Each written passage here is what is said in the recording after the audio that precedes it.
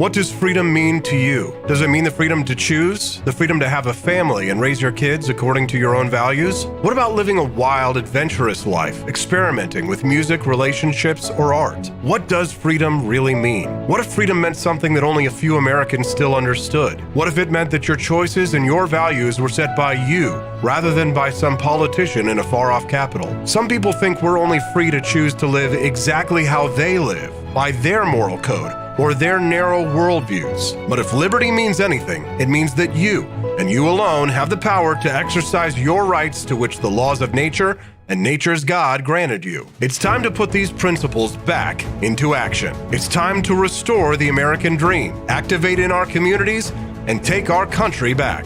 It's time to wake up, America.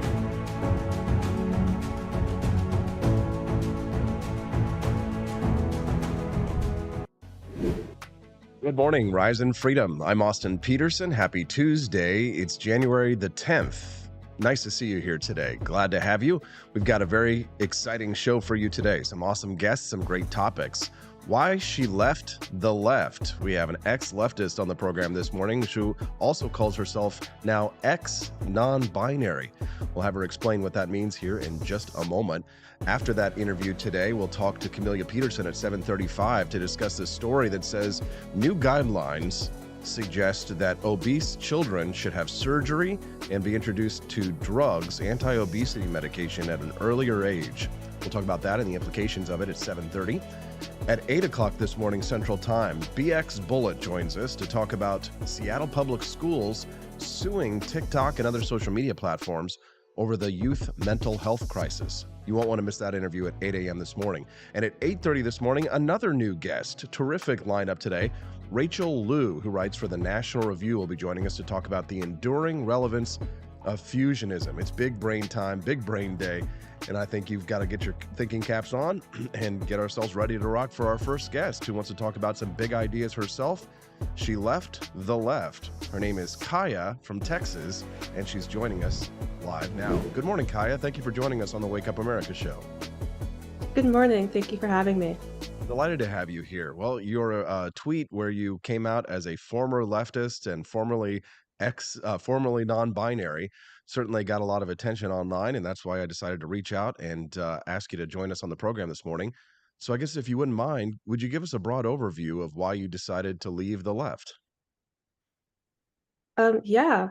So I guess I grew up in a very Democrat family, went to college in a really blue area in a very liberal college, and just I was really told that the Democrats and the left was this party of morality, of science, that the Democrats were good, Republicans were bad. And kind of as I was in college, especially in 2020, I saw that that was not the case, that there was a lot of, corruption, a lot of lies happening. And I just felt like after seeing so much negativity coming out of that side, I couldn't support it anymore. And so I decided to unregister as a Democrat, kind of change my whole worldview. And yeah, here I am today.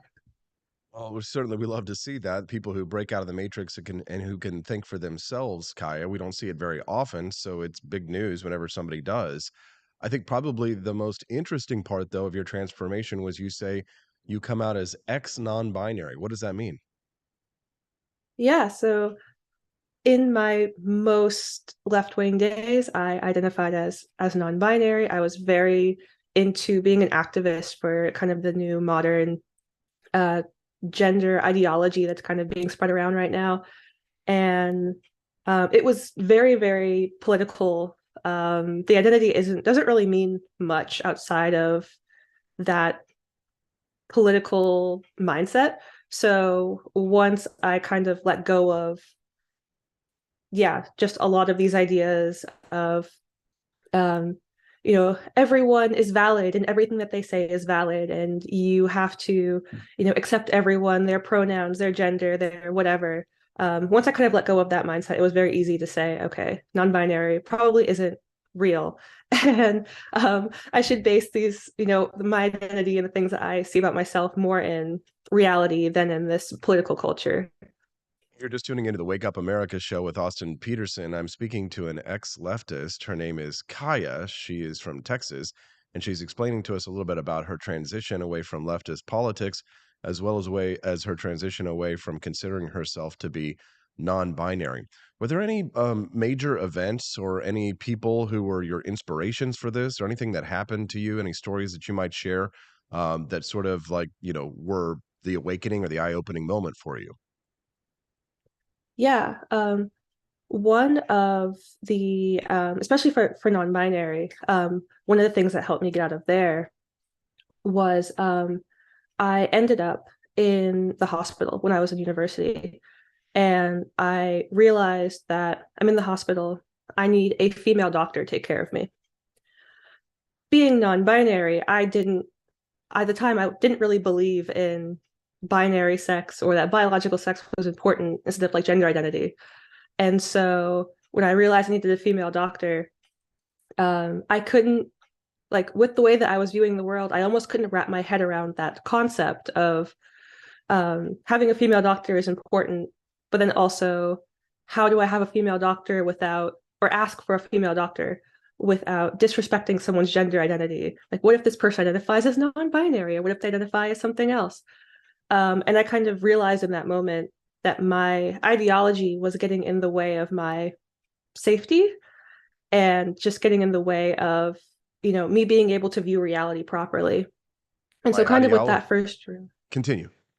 oh yeah, with that first kind of realization, really helped me unravel a bit of what I was thinking and realizing that it wasn't true and wasn't applicable to real life situations where I needed to keep myself safe. That's quite a quote. My ideology was getting in the way of my safety. Kaya, I see on your Twitter profile, which is where I was introduced to you, that you say that you're opposed to cancel culture. How were you treated by your friends when you started telling them that you had misgivings about, this gendered ideology? At the very beginning, I lost a few friends when I first started asking questions. And so, yeah, the people now who know about my change, they don't really talk to me anymore. The only people who I keep in contact from that time are the ones who aren't as aware about kind of my ideological change. So, yeah, it was not great reception from my friends. And was the reception to your friends like sort of the catalyst for why you speak out about cancel culture now, or was it the other way around that you started to think that cancel culture was wrong, and then you started to see you were getting canceled by people? Yeah, I I think it was a little bit of both. Um, I think, yeah, being canceled by my first kind of group of friends definitely let me see how much of the kind of social pressure was keeping people into this mindset, keeping myself into this mindset. And then kind of after that, seeing the greater cancel culture, especially through 2020 with, COVID and the like BLM stuff, and how people were getting canceled just for asking questions about things. That was a big, like, oh no, I think I'm in a cult. You can't ask questions, even if they're like very reasonable. There's definitely going to be a lot of great quotes to clip from this interview. If you're just tuning in to the Wake Up America show, I'm speaking to a former leftist. Her name is Kaya. She's from Texas.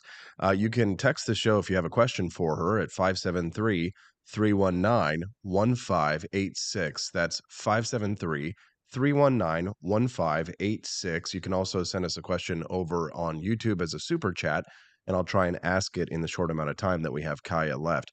Kaya, one of our listeners, Virgil Edwards, over on the live stream chat, did want to ask if you had a social media account that you wouldn't mind sharing with us publicly, but I just wanted to respect your privacy and ask if it was okay for you to share it.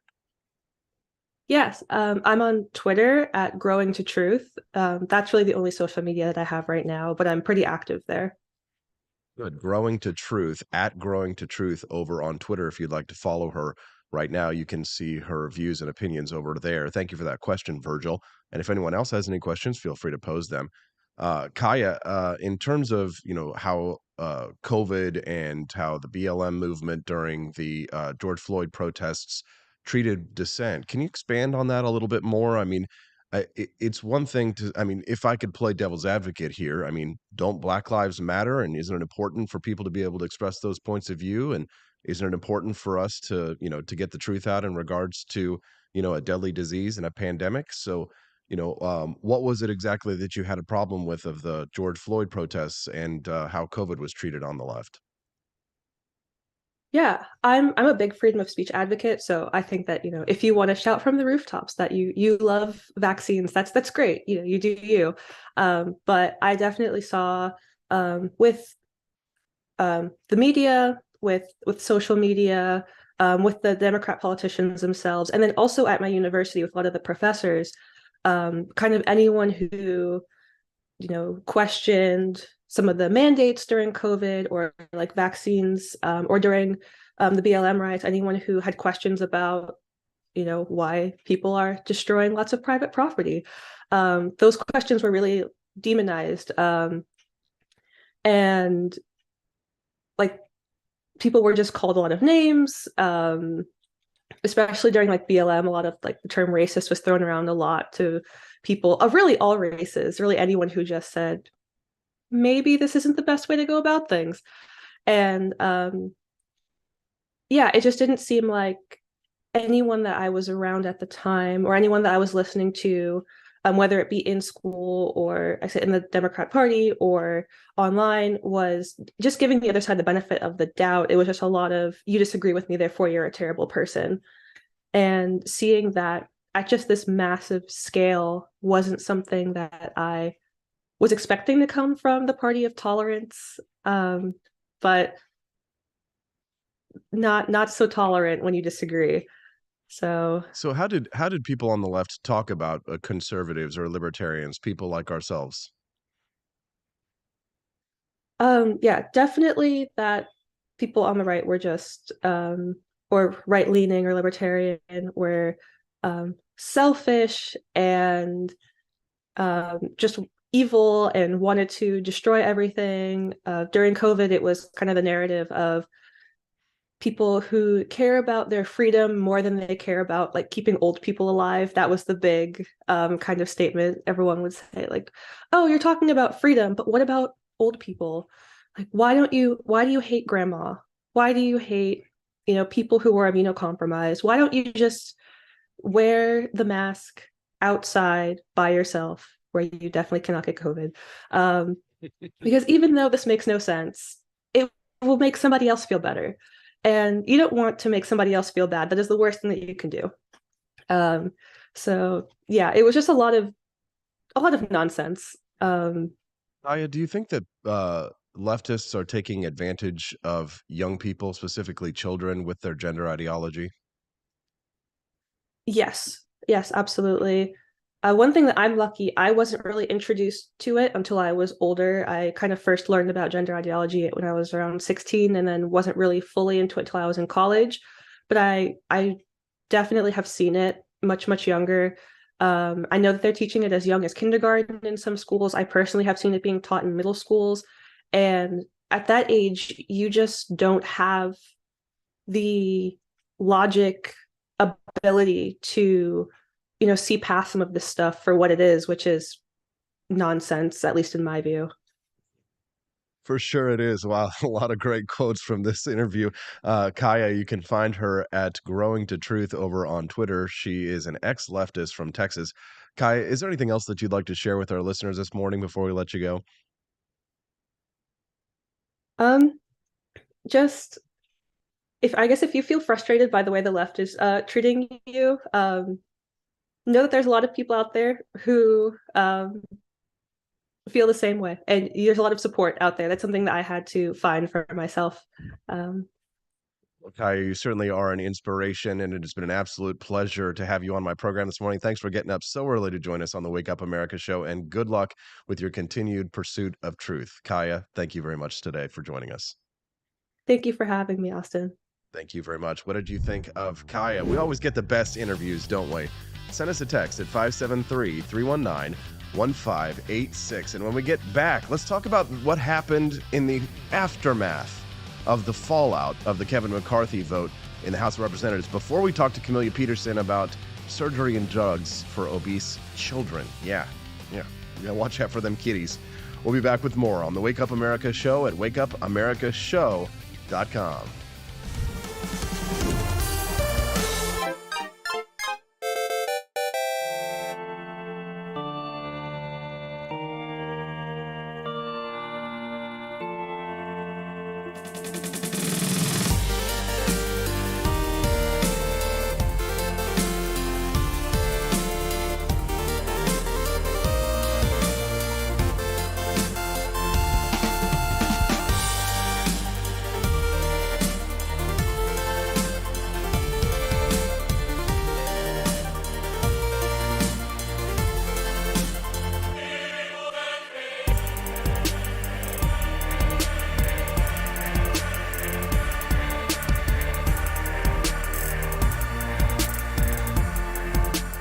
I like shooting things, but whenever I can't shoot something, I like to cut things. My life isn't all about shooting and stabbing and cutting, though. Sometimes I have to do actual work, but when I work, I still like to have fun. And there's nothing less fun than trying to cut with a crappy knife. Thankfully, from the ancient sect of Christian knights, who also loved cutting and stabbing, comes a new implement that has received my personal blessing, the Templar knife. Like the ancient sword of Excalibur, you don't choose a Templar knife, it chooses you. You just decide what kind you want on the website first, however, and then order it online, and then it chooses you. The Templar knife comes in a variety of shapes. As a man of culture and taste, I have decided I will never use a terrible knife again. And thanks to the inspiration provided by this excellent product, I have decided to launch a new crusade against anyone using less than superior knives. Join me, brothers and sisters, by visiting uppercuttactical.com/pages/Templar-knives. That's a lot of slashes. For that, you'll need a Templar knife. For 10% off, use code AP for Liberty and join me in a quest for glory, for liberty, for Christendom, for the Templar knife. Get yours today. Fire.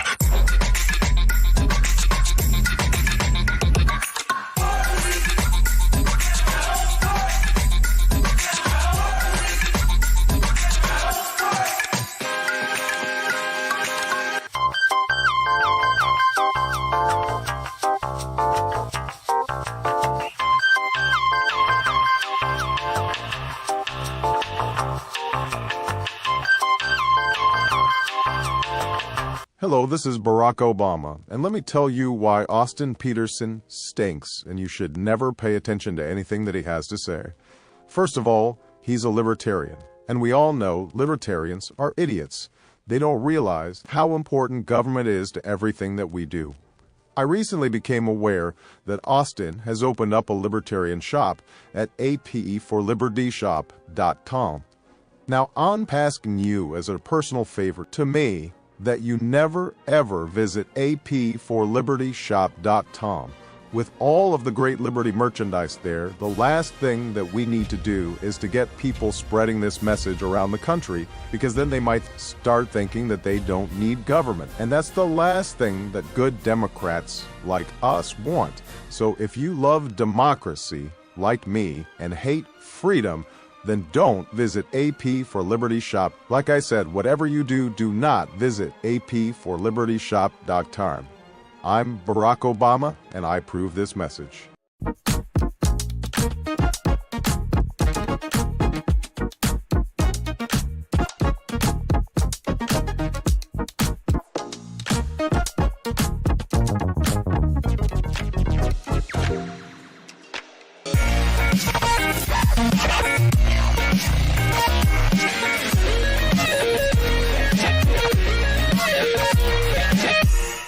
When I was in foster care, I never knew when I would have to move, so I always had my suitcase ready to go. Then one day, I was adopted.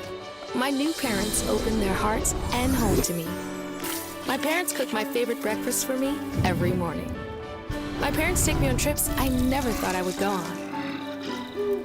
They gave me a home and an even better reason to use that suitcase. My parents aren't perfect, but they're perfect for me.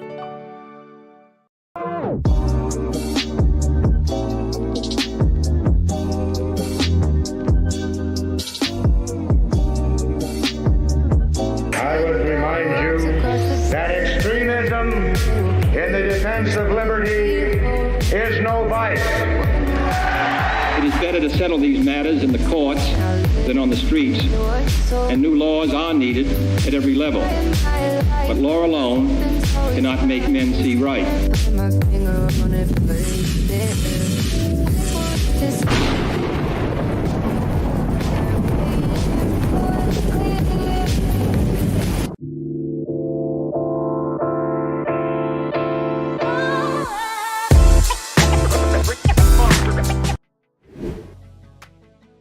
Good morning, Rise and Freedom. I'm Austin Peterson. You're watching and listening to the Wake Up America show at wakeupAmericaShow.com, broadcasting all the way from Jefferson City, Missouri. We love our home state of Missouri, don't we? At least for all the Missourians who are here on the chat. You can send us a text today at 573-319-1586. That's 573-319-1586. We still got more great show for you today. Camellia Peterson got bumped up. She's going to be joining us here at 7:30 this morning to talk about new medical guidelines for children that are obese, suggesting that we should introduce drugs and surgery to them at an earlier age. We'll talk about that at 7:30 in just a few. At 8 a.m. this morning, BX Bullet joins us to discuss Seattle Public Schools suing Tik Tok. We'll talk about that with BX Bullet at 8 a.m. And at 8:30 this morning, for her very first time on the program, Rachel Liu wrote an article at the National Review on the enduring presence of fusionism. Oh, it's a big brain topic, and it's her first time on the show, so I expect you to stick around and join us for that conversation at 8:30 to talk about where the right is headed these days. Did you like that interview with Kaya? Boy, we do get some good interviews here on the Wake Up America show, don't we? We certainly do. I'm sitting around there in the evening and I'm working on the show and I'm like, ooh, I'm going to get this guest. Ooh, they're going to like this. Or I'm going to make this commercial with Barack Obama. And I'm going to make this commercial with... And we got some exciting new stuff for you today in the commercials. So make sure that you watch the commercials too. I know people like to tune out, but you know, I produce all those commercials myself, except for the public service announcements. Those are produced by, well, private companies for the government. All right. Speaking of the government, the Speaker of the House vote, Kevin McCarthy, was wrangled after concessions were made to the conservatives in the Republican Party. Some of those concessions that were made were going to be things like bills that will be guaranteed a vote. And yesterday we went through those, but they also made concessions when it came to the rules that govern the House. What were some of those rules? Well, here to explain is Representative Jeff Duncan on Congress's rules package, which was passed. Take a listen. I rise today to support the Republican rules package, return to common sense in the people's House. I want to point out a few line items in the rules package for particular praise. This bill returns a historical norm of in-person meetings and in-person votes.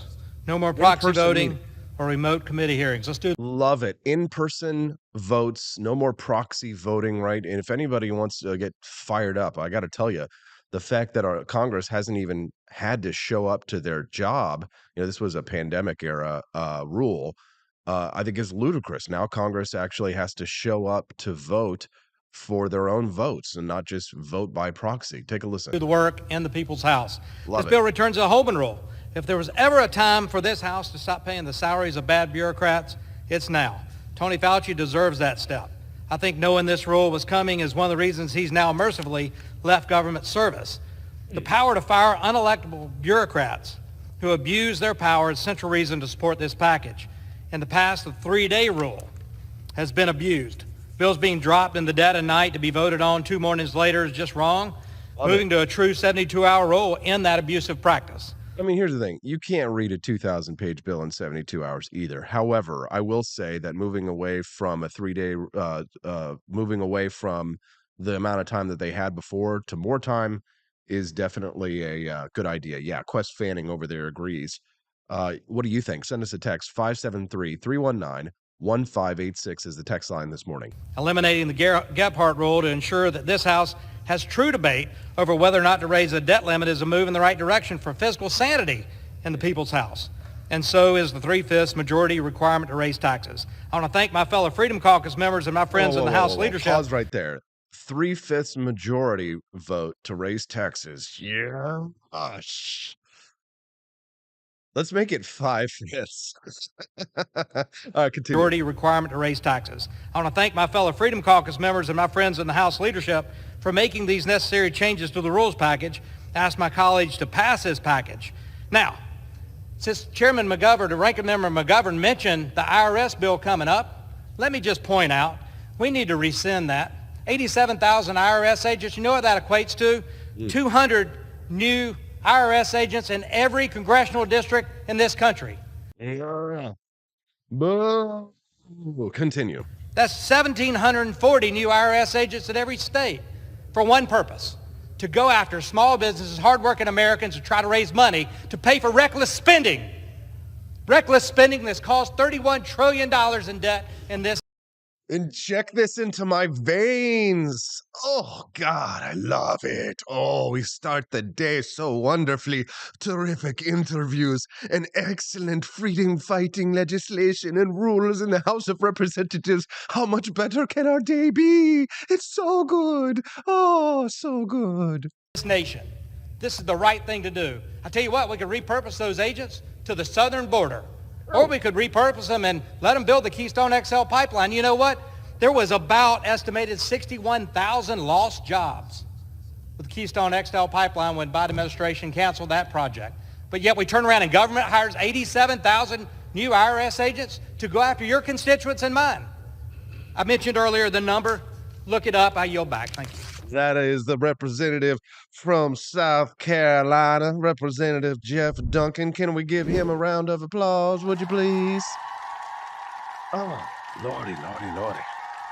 Lordy, lordy, lordy. Are we starting the day off just fine or what? Boy, Tolly Owens just joining us right now. Tolly, you missed out, man. We just had an awesome interview with an ex-leftist explaining why she walked away. How dare you, miss? How dare you, miss? Matt Unruh was here. Dustin was here.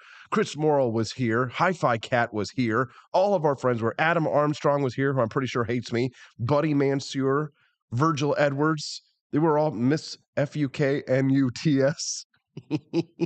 We're all here. Where were you, Tolly? You guys, you're not allowed to miss a minute of the Wake Up America show, especially somebody who is as important as Tolly Owens. Gosh. You know who else is important? Camellia Peterson. She's joining us next. We're going to talk about fat kids and why you shouldn't probably cut them up and give them drugs. We'll talk about that when we get back. Watch the commercials because they're good. When we get back on the Wake Up America show at wakeupAmericaShow.com. Want an engaging website to boost your business? You're just a click away from 5-star Fiverr talent.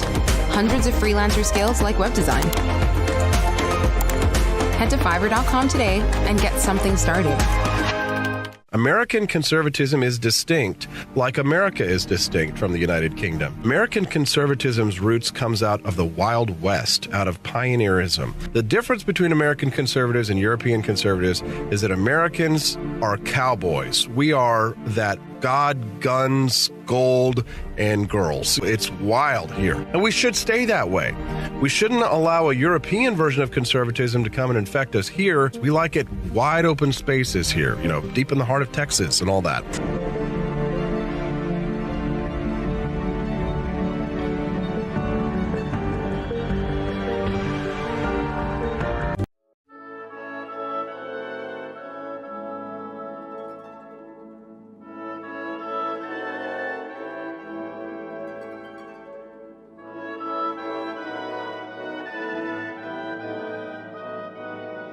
Hey there, it's your favorite Vice President Joe Biden. I wanted to talk to you today about the Wake Up America show, the best source for all your political news and commentary. But before I get started, let me just make sure I have all my notes in order. Okay, where was I? All right, the Wake Up America show.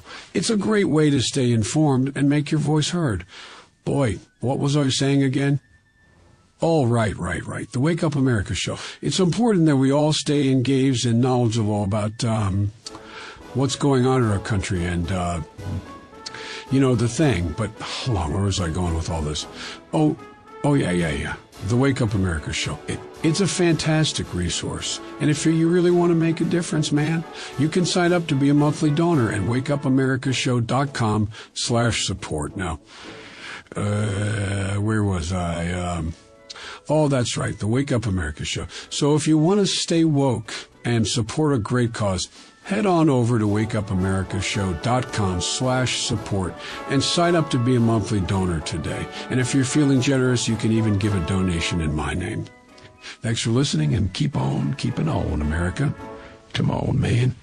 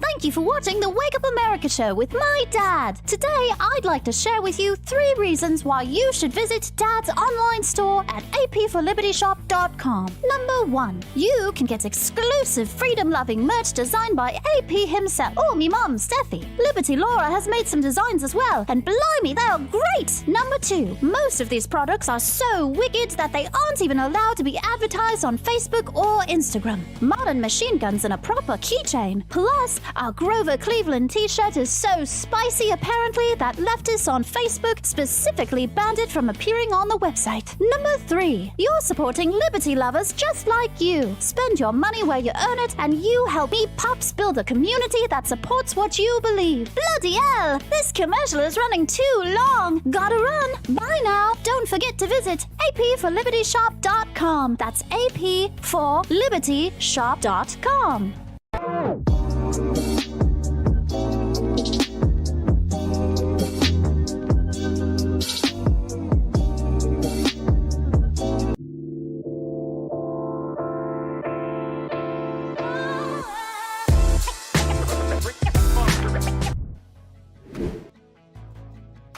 Good morning, Rise and Freedom. I'm Austin Peterson. You're watching and listening to the Wake Up America show at wakeupamericashow.com.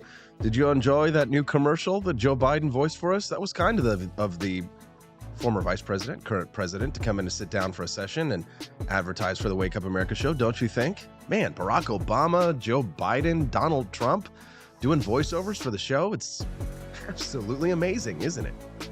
All right, moving on. Our next guest, Camellia Peterson, joining us for her regular Tuesday segment to talk about new medical guidelines that propose that obese children should receive drugs and surgery earlier in life than thought.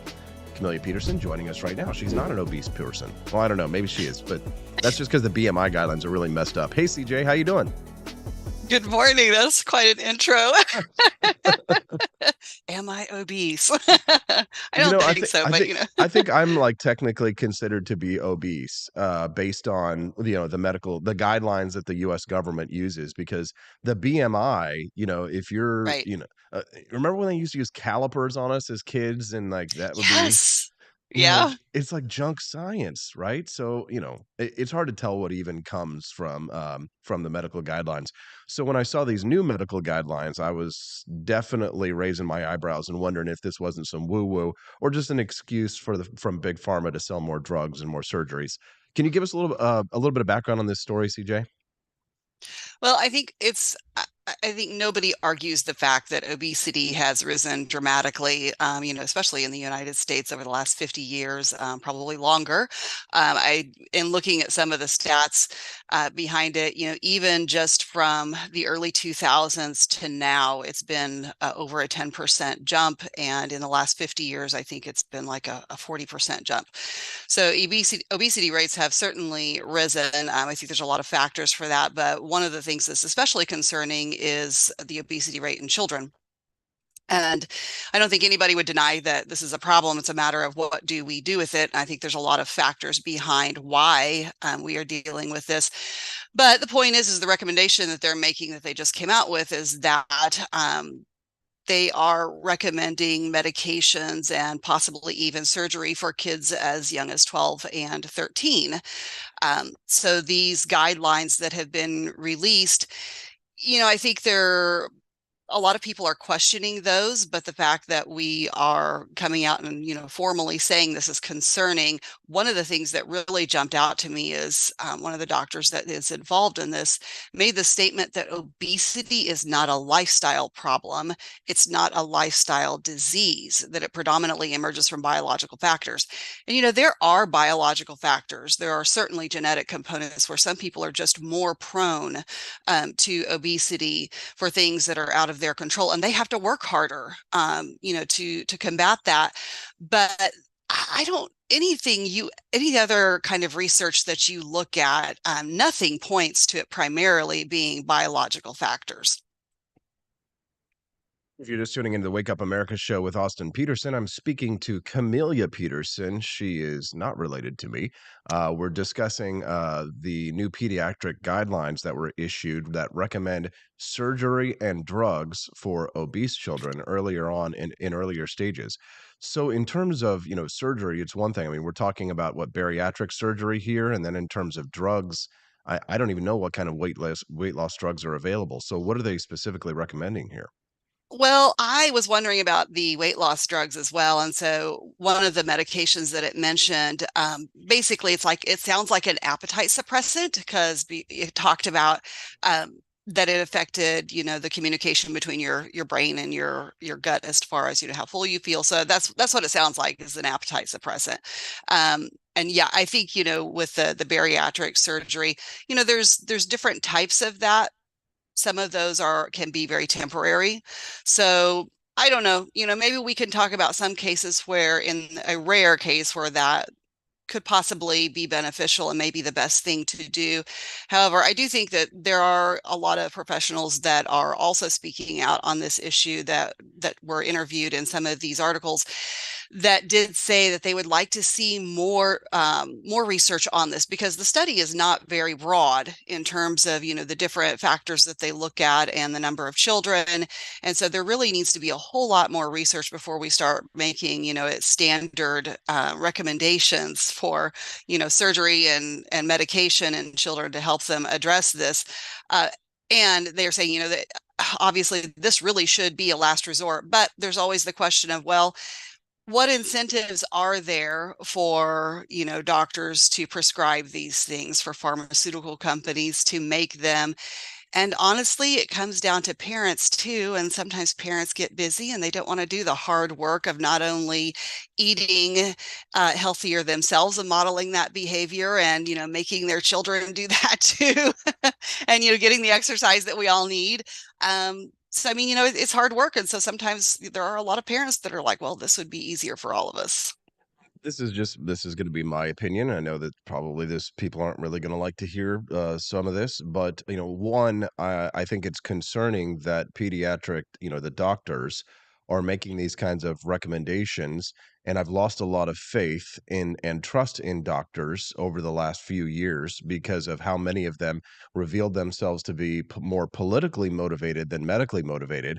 So I am supposing, this is just my supposition, that doctors are stepping into this debate on this side, not just for financial reasons, because I do think that there is a financial component to this, but also because I think that they are wanting to send a social statement that this doctor that you mentioned in this article, saying obesity is not a lifestyle problem, it is not a lifestyle disease.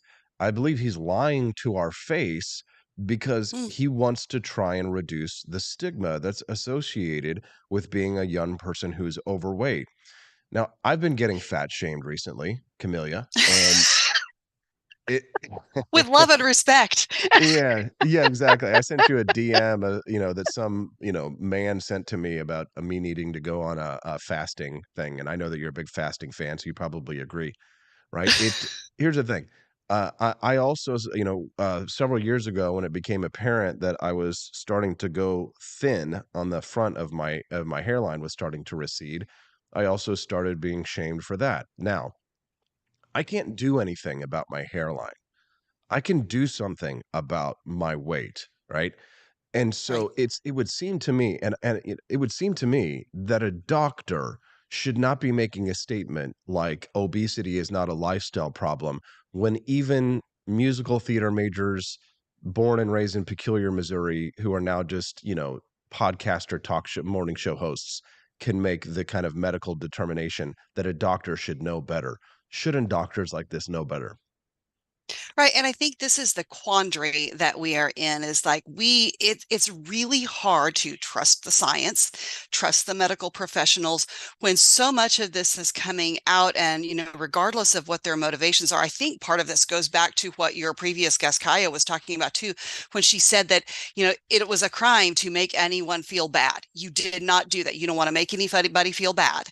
And so I think this is what we see with part of this, and that telling people this is not your lifestyle. You're not doing anything wrong. You can't help being fat. So, I mean, you know, I think this all kind of ties together, and it's hard to trust the science when we keep getting told lies like this. You know what would be a really good article for someone to write or a video for a doctor to make is like the top 5 signs that your doctor may be a quack. Like, how do you, right? Because how can you tell, right, when your doctor is giving you bogus advice or when your doctor may be, a leftist political activist, or someone who's just trying to enrich themselves at your expense. It's getting harder and harder, at least in my lifetime, Camellia, to know how to choose a good doctor or how to choose a good dentist Yeah. or any medical professional. Have you noticed? Yes, for sure. I mean, it's always, like when I just had to choose a new dentist not long ago. And you're just like going down the list and it's like it's like pin the tail on the donkey. You don't really know. I mean, sometimes there's reviews, those aren't always reliable, but unless you just know someone who has gone to that for, that doctor or that dentist for a while and has experience with them and can give you that kind of feedback, it's very difficult to know. Mm. Dentists especially have been problematic because, I'm somebody who, loves a free market, doesn't mind consolidation, but I do miss having my small town dentist that I could trust because now anytime you want to look for a dentist, you're going to Aspen Dental or some other megacorp dentist office where their job is to get you in there and out there in and out as fast as possible. And it just feels like they don't really spend the time that they used to try and get to know you, to know what's going on, and it feels the same way with your doctors. I just don't know what to do anymore, how to find good, competent medical professionals that aren't just trying to, sell me drugs or, give me some bogus claim that's based on their political affiliation. Do you? Well, I do think that we are starting to see the pendulum swing back in this area somewhat when you talk about getting quality care from physicians and time spent with a physician. We see this partly too because of the way our healthcare system has been working, and you can keep your doctor, right? But also how you choose your doctor and how well your doctor knows you.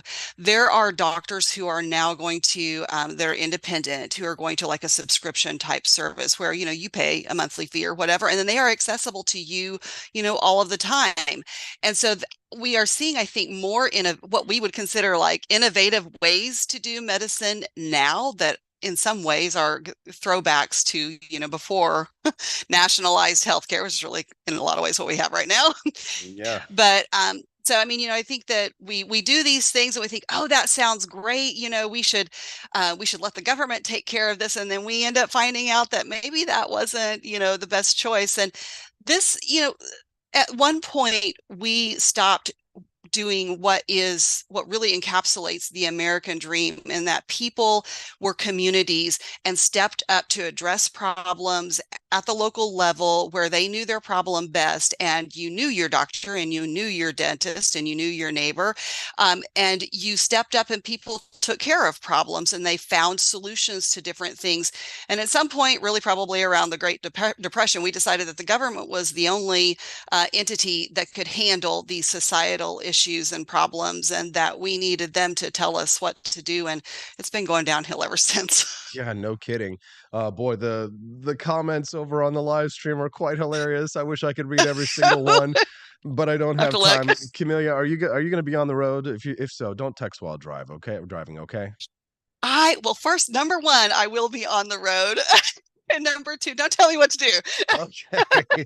Hey, it's not the government here. I wouldn't use force here just because we care about you. Illegal in Missouri. We don't want we don't want anything bad to happen to you. Camellia Peterson, It will be careful. thank you for your time today. We appreciate you as always. We'll see you on Thursday. Bye. Bye. CJ. We love CJ, don't we? Send us a text 573-319-1586. You guys are cracking me up over there on the live stream. I'll read some of your responses when we get back. And then we'll also talk about when having it all means it's all falling apart. How to get through those days when your professional and your personal lives won't quit. We'll talk about that when we get back on the Wake Up America Show at wakeupAmericaShow.com. Were you exposed to hazardous materials while serving in the military and have an illness or condition as a result? If so, you may be eligible for VA benefits and services. Whether you need health care or want to file a disability compensation claim related to military exposures, VA is here to help. Visit va.gov/military-exposures to learn more and apply today.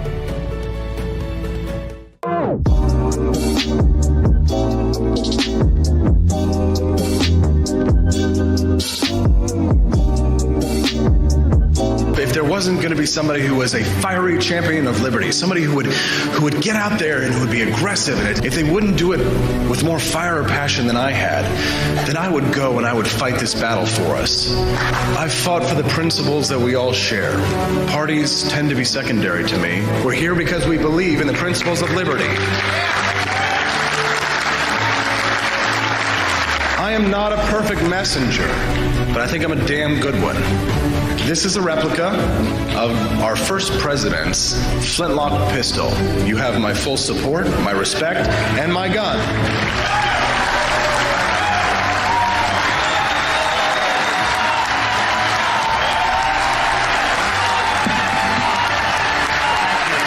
I think that the heart of my philosophy is much more libertarianism than well, that's the fashionable word these days, I guess. A conservative is no longer just that. He's a libertarian and always has been.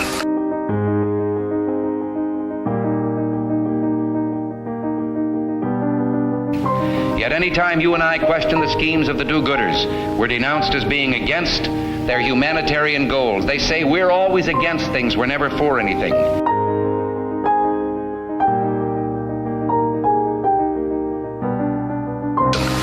What is fascism? Fascism is private ownership, private enterprise, but total government control and regulation.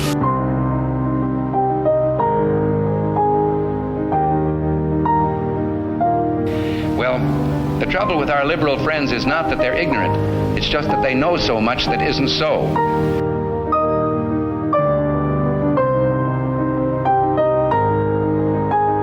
If we lose freedom here, there's no place to escape to. This is the last stand on earth.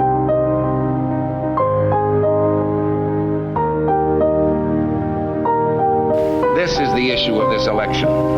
Whether we believe in our capacity for self-government or whether we abandon the American Revolution and confess that a little intellectual elite in a far distant capital can plan our lives for us better than we can plan them ourselves.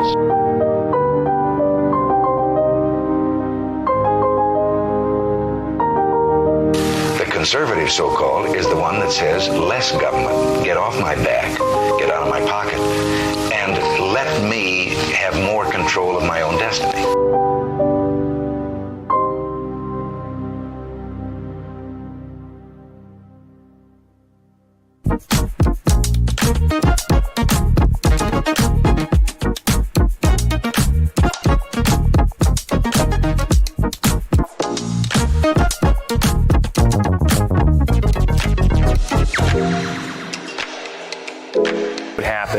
If I had to pick up the phone, call 911 for one of my family members or one of my neighbors, what would I do if no one was on the other end to respond? What if there was no 911? You can be a part of the solution. Anybody can be a firefighter. Male, female, younger, older. We have school teachers. We have leaders in business. Is me, you, anyone that wants to be. There is no typical firefighter. Do you hate the deep state? Do you reject the Antichrist in all his ways? Do you believe that aliens controlled LBJ to assassinate John F. Kennedy? Did you know that the shot can put chemicals in you that will make you more sensitive to 5G? Do you love America? Do you want more freedom? Do you like smoking hot red-headed libertarians? Then the AP for Liberty shop is for you! Check out all the awesome new merch and have a happy new year! Fight the deep state, reject the Antichrist! Visit AP for Liberty shop and get your patriotic merchandise now, or the deep state wins!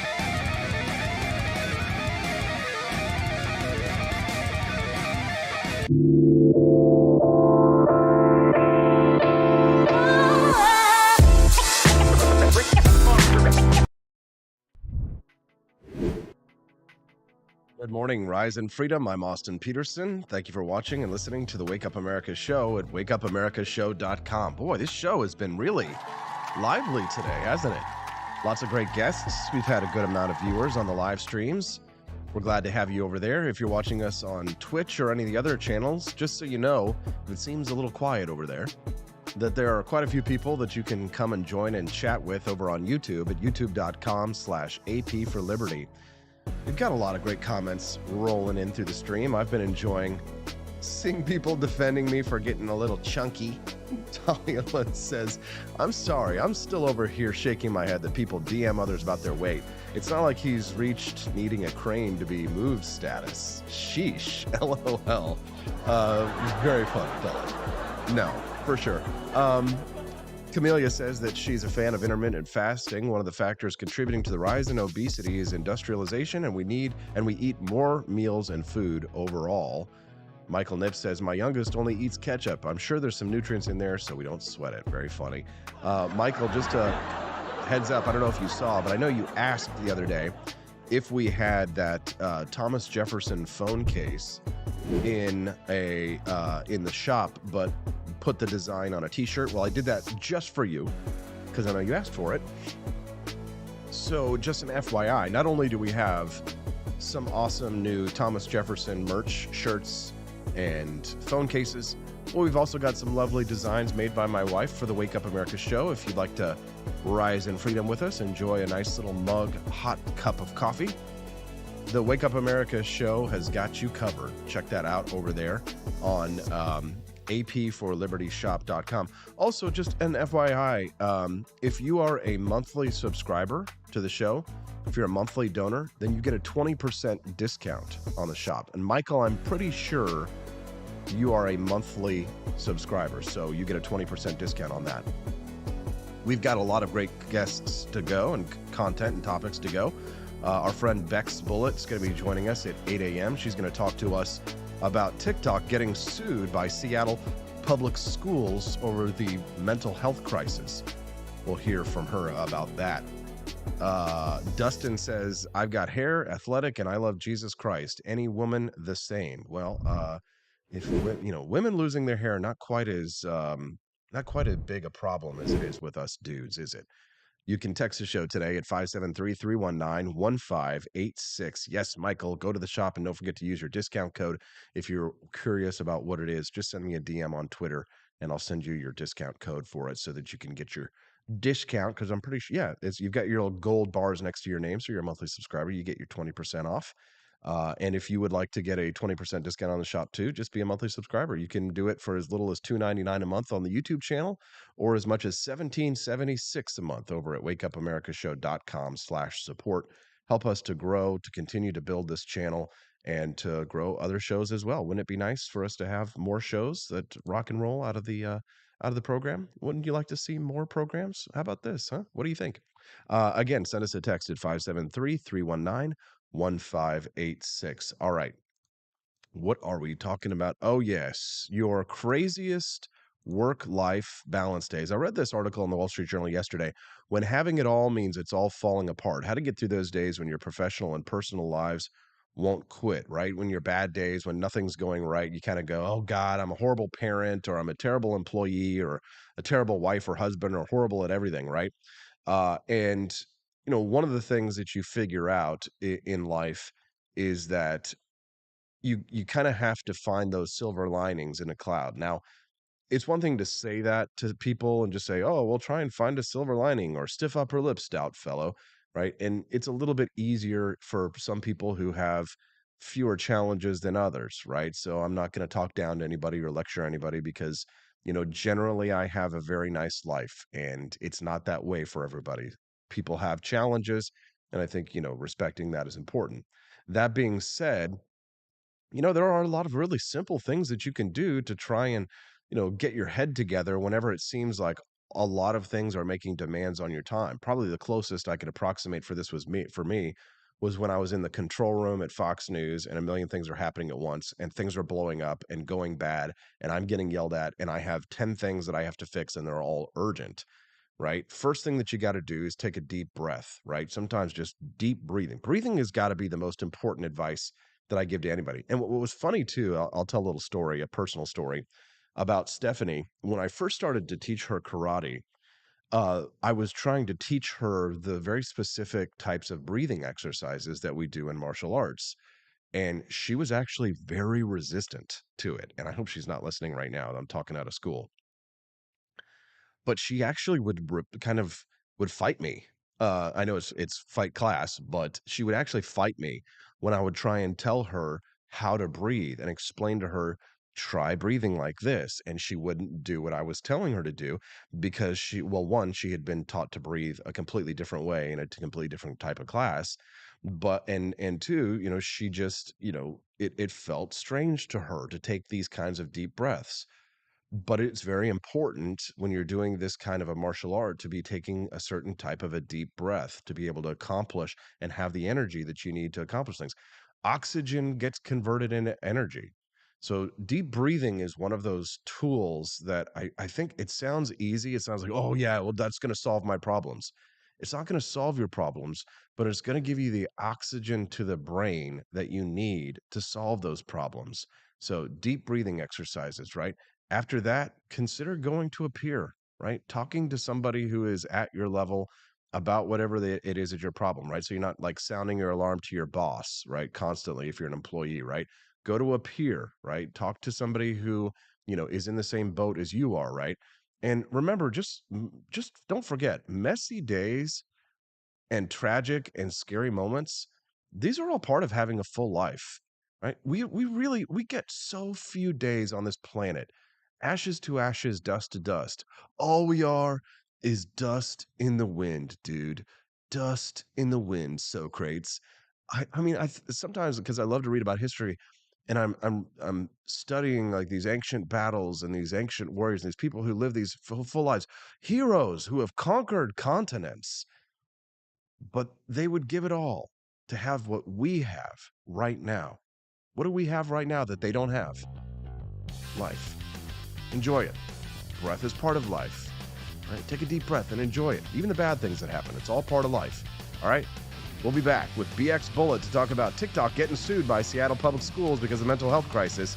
All that and more on the Wake Up America Show at wakeupamericashow.com. I'm Donald Trump, and I approve this message. Believe me, Austin Peterson is the best. He's got the greatest Wake Up America show I've ever seen. Whenever I tune in the mornings and watch the live stream, let me tell you, he has got the absolute best content. I love his guests. It's just a total blast to watch, and I highly endorse and recommend the Wake Up America show. It's terrific, believe me. Hey Hello, my name is Kelvin. Welcome to Frenchy Bush. This is my Didi's website, and I've decided to speak to you with my real voice for the first time ever to tell you about how cool Frenchy Bush is. But I've decided that this is the perfect opportunity to share with you. Frenchy Bush is a good website. You should follow us on socials. If you like Frenchies or any kind of bulldogs, me and my new brother George are going to try to make your life more fun. Hello, I'm George. My neck isn't really thick yet, but it will be. We are so glad you're here. Please ignore my floating eyeball. It helps me spot predators who might be approaching from the sides. Didi made Frenchy Bush to review things that he uses on me and my brother to tell you if it's good or bullshit. Take this collar, for example. Didi really likes it. Didi said it's really handy because us Frenchies got thick necks. Need something really tough. People think Frenchies are little, but if you look at us from below, you can see we are really pretty buff. Beefcake. Yes. Look at my creamy thighs and chest. Yes. You like that? Big brother, please focus. Frenchy Bush. Please follow us for more great content and read the Frenchy Bush blog for more fun and cool stuff.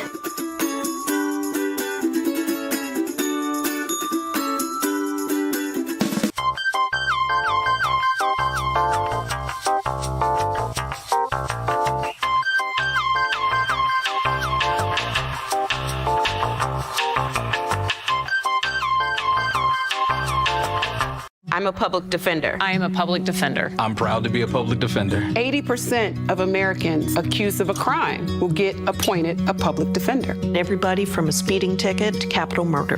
For every dollar we spend on public defenders, we spend $3 on prosecutors. Public defenders have to do pretty much everything on their own. Social workers, counselors. Investigating is another piece of it. The average public defender holds 300 cases annually. You never feel like there's enough time. Public defenders have health issues all the time. A lot of people give up and say, I can't do this work anymore. Gideon's Promise trains, mentors, and supports public defenders.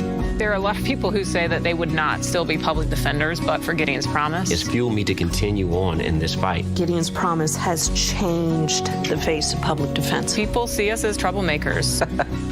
Good trouble only. We don't make it easy. It should not be easy to take away someone's liberty.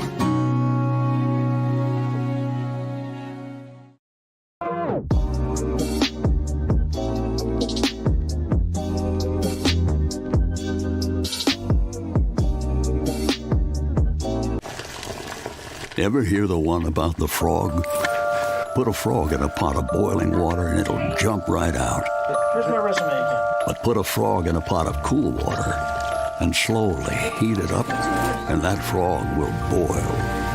It's a lie. But as a metaphor for us and all that we go through as veterans, any real-world experience, it's a story that rings true. We make excuses for how we feel. We push everything down. We tell ourselves the lie that it's easier to stay in that boiling water, to disconnect. And some days, maybe it is. But you've never been interested in easy. Make no mistake, reaching out is hard. Do it anyway.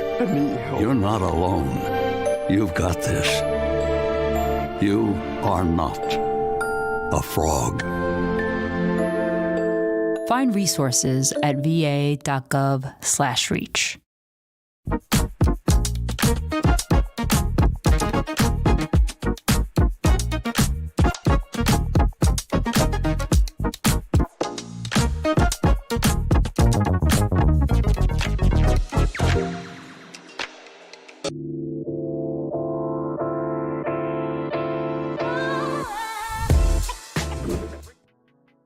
Good morning, Rise and Freedom. I'm Austin Peterson. You're watching and listening to the Wake Up America show at wakeupAmericaShow.com. It's 8:04 on January the 10th. Glad to have you here. Well, Tik Tok is getting sued, as well as other social media companies, by Seattle Public Schools over the mental health crisis in youth. Joining us now to discuss is one of our favorite new regular guests, BX Bullet TV. She's joining us this morning, live on camera. Good morning, BX. Nice to see you. Hey, Austin, how's it going? It's going fantastic. Thanks so much for joining us today. So Yeah. this latest news I thought was fairly interesting. Seattle Public Schools suing China-owned TikTok, Facebook, YouTube, Snapchat, and accusing the social media giants of creating a mental health crisis among America's youth. I know you're a mom, so what's your take on this story? Oh man, yeah. This is such a powerful article. I think that this is the most important issue that we face today as a society. This I cannot overstate how important it is that but that people understand the toll that not just social media like TikTok and Meta or Facebook are having on our kids, but all internet interactions are having on our kids today. And I think that it's scary because it's one of the issues that gets the least amount of attention for some reason. But when you consider how when we were kids, we weren't on the internet nearly as much, right? And yet now everything is completely integrated into the internet. There's no way for kids to avoid it. It's no longer reasonable to say, go outside and play, kid, because you know that you're not going to keep them from it forever, right? And I think that, one thing that I've said before, and I know that this might sound extreme, right? But stay with me here. When we consider something like rape, right? We all agree that this is an egregious violation of our personal freedom, our personal autonomy, obviously. But it's interesting that we don't view the violation of our minds in the same way, because the mind is the most private thing that we have. It's the final frontier. It's the last thing aside from your life that anyone can take from you, right? But so many people don't realize that it's already been taken from us. And I mean, everybody, I'm not excluding myself here. I'm not going to be one of those people like everyone's so stupid and brainwashed. They're all sheep, the truth is that everybody has this happening to them all the time. Like our minds are under constant attack from anything from marketing, right? Our personal preferences, like what color do I want the interior of my house to be? All the way to our ideologies, our perception of society, just all of these things that we think make us is just this complex function, this algorithm, right, of what we interact with in the world and what type of media we consume. And it's controlling everything, what we want our bodies to look like, how much we need validation, right? These clicks and this engagement.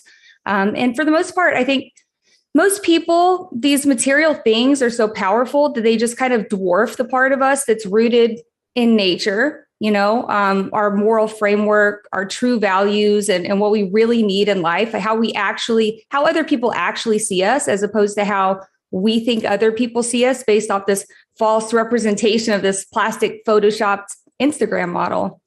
I think that instead we just, Continue.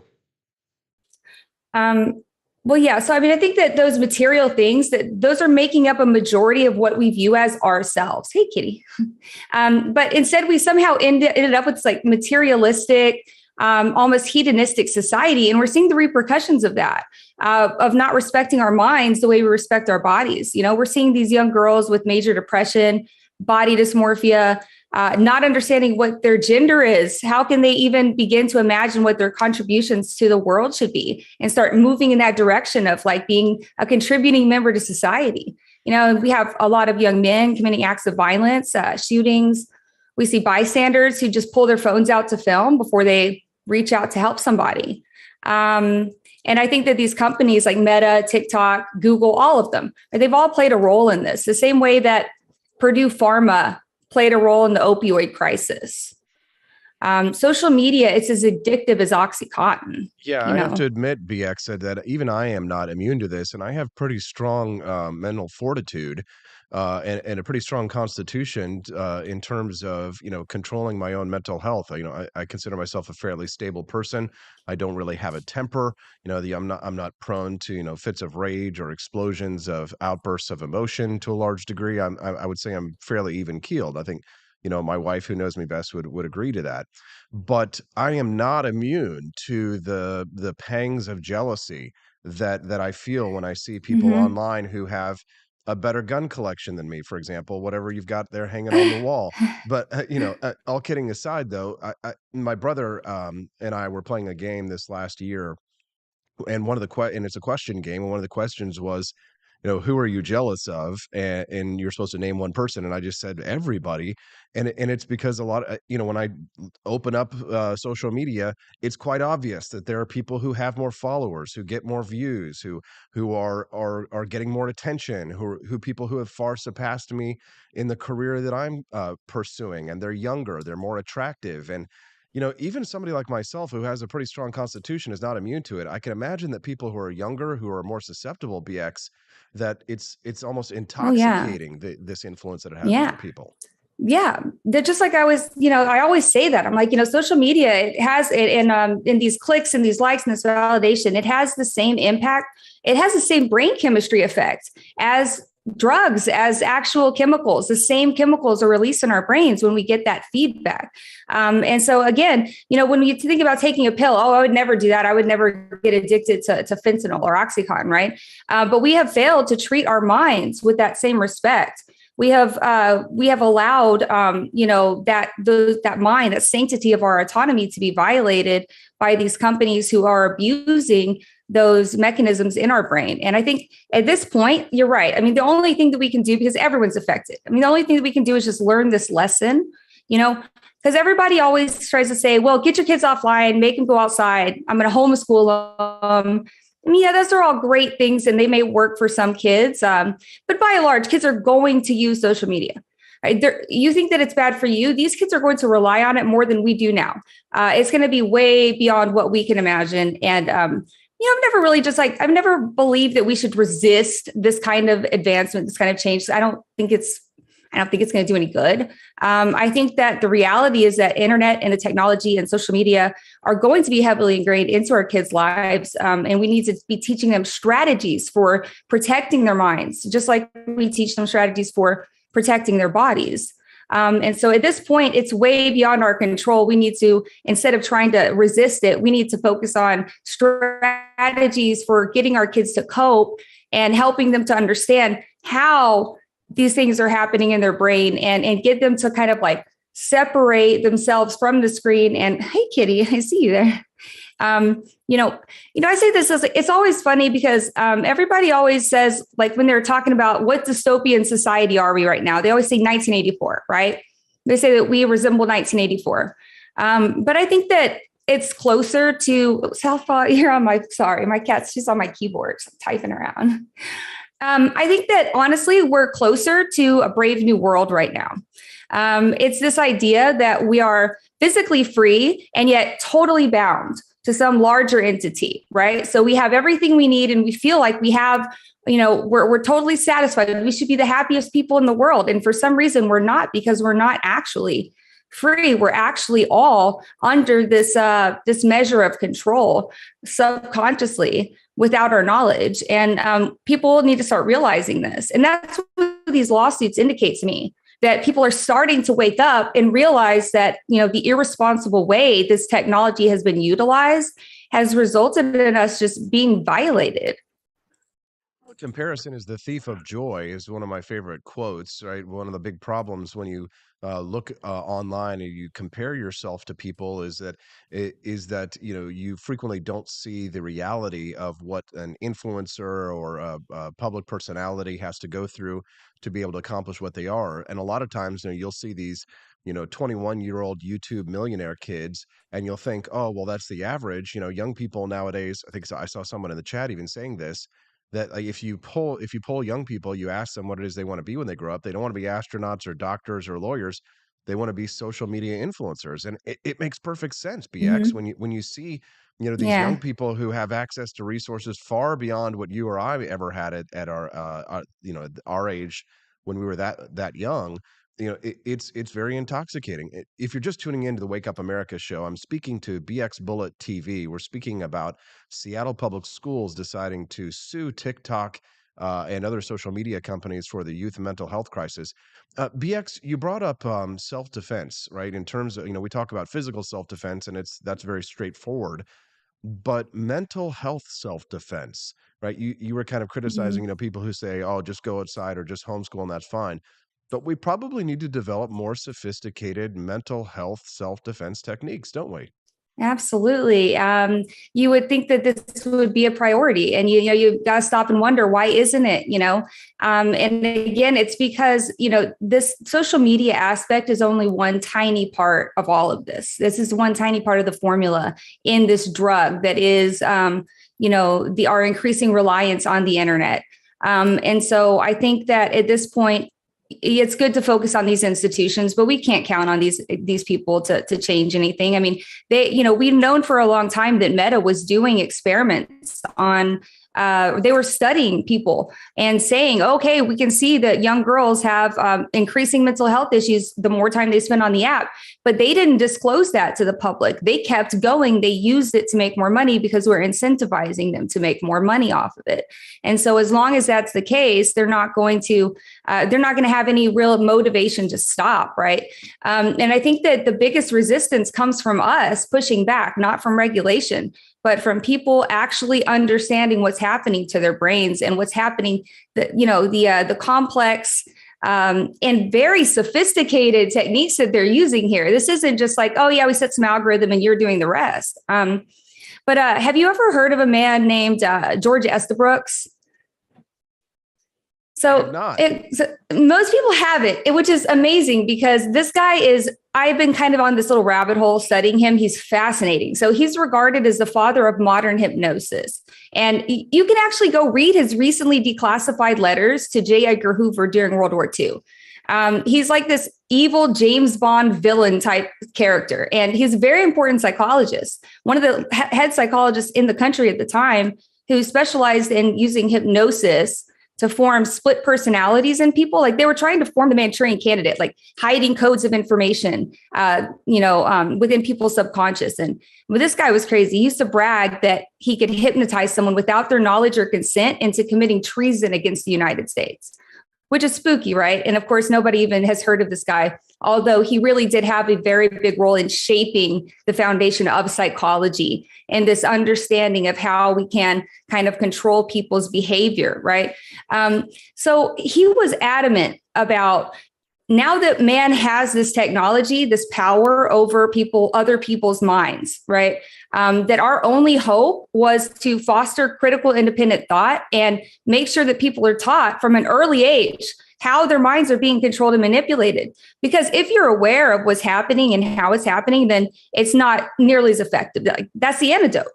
The antidote is just knowledge. It's just understanding that this is happening and that it's outside of your control. But ultimately, you have control over who you let in your mind and who you let influence your actions and emotions. And so I think that's what we have to bring back, if we want to protect our kids and ourselves. I love that, BX. That's great advice and insight. That's why we made you a weekly guest on the program. She's at BX Bullet TV on Twitter. BX, thank you so much for your time, your input today. As always, terrific insight. We appreciate you very much. Thank you, Austin. I appreciate you. Thank you very Bye. much. What did you think of BX Bullet? Send us a text, 573-319-1586. That's 573-319-1586. We still got more guests to go. Rachel Liu's going to be joining us at 8:30. She wrote a piece for the National Review about how fusionism still stands. We'll talk about that at 8:30. It's going to be big brain time. But first, coming up next, a pit bull mauled a 7-year-old girl to death. Let's talk about pit bulls on the Wake Up America show at wakeupamericashow.com. Want an engaging website to boost your business? You're just a click away from 5-star Fiverr talent. Hundreds of freelancer skills like web design. Head to Fiverr.com today and get something started. American conservatism is distinct, like America is distinct from the United Kingdom. American conservatism's roots comes out of the Wild West, out of pioneerism. The difference between American conservatives and European conservatives is that Americans are cowboys. We are that God, guns, gold, and girls. It's wild here. And we should stay that way. We shouldn't allow a European version of conservatism to come and infect us here. We like it wide open spaces here, deep in the heart of Texas and all that.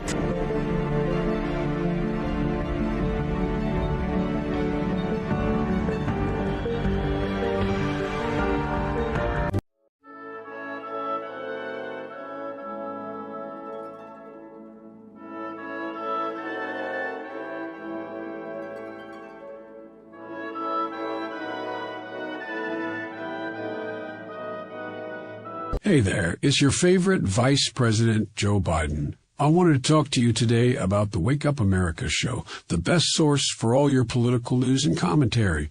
But before I get started, let me just make sure I have all my notes in order. Okay, where was I? All right, the Wake Up America show. It's a great way to stay informed and make your voice heard. Boy, what was I saying again? Oh, right. The Wake Up America show. It's important that we all stay engaged and knowledgeable about what's going on in our country and, the thing. But hold on, where was I going with all this? Oh, yeah.